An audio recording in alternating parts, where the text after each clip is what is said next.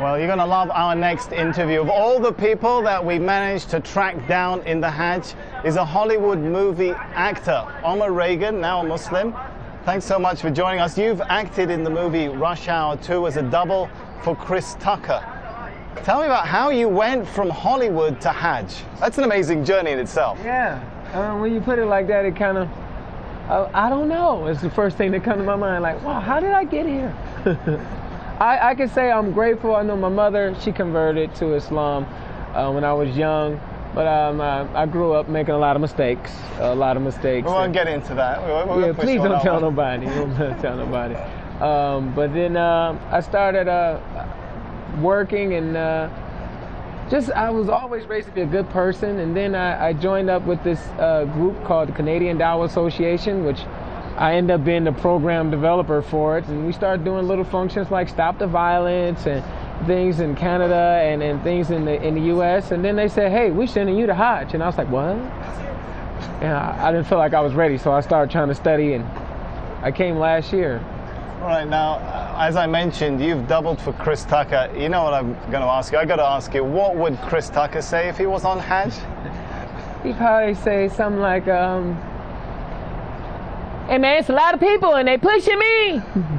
No, he probably say, it's all for Allah, man, all for Allah. It's only one God. Numerous of things. And you know this, man. You may do this. I got a new life.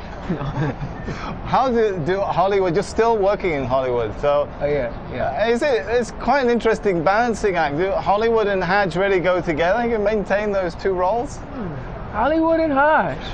Yeah, that's controversy right there. That is controversy. It's like, when you hear it. But is that Bernie Mac now? Or what is that? Hollywood and Hajj. Now, you know, it's conflicting, but it works. Because Hollywood teaches you kind of like put on this, be a fake person, be another person, and Hajj teaches you to really be yourself. It strips you of everything that you thought was so important and everything that you really fight for. It's about me and what I need. And Hajj, man, you know, you sleep on the ground, you know, you wear nothing, as you can see. No, we don't want to really show you wearing nothing. He is dressed, by the way. That is true. That is true. But you stripped of all those worldly possessions, you know, and you kind of, everybody's on the same level, no matter how much money you have. We're the same. So I can take that back to the U.S. with me, you know. Be a nice person, be a good person. What Islam really teaches is have good character, good manners.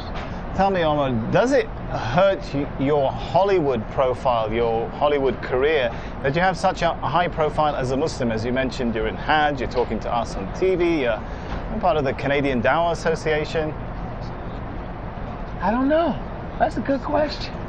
I'm going to find out when I go back home. Well, if you need a job, I'll talk to my boss. Yeah, do that, because U.S., they'll be like, you was on Al Jazeera? What? I'm like, they love us.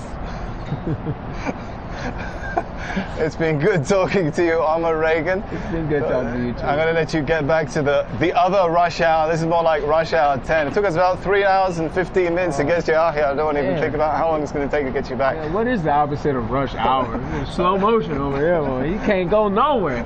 It's just too many people. They in mountains and everything. It's beautiful though. It is beautiful.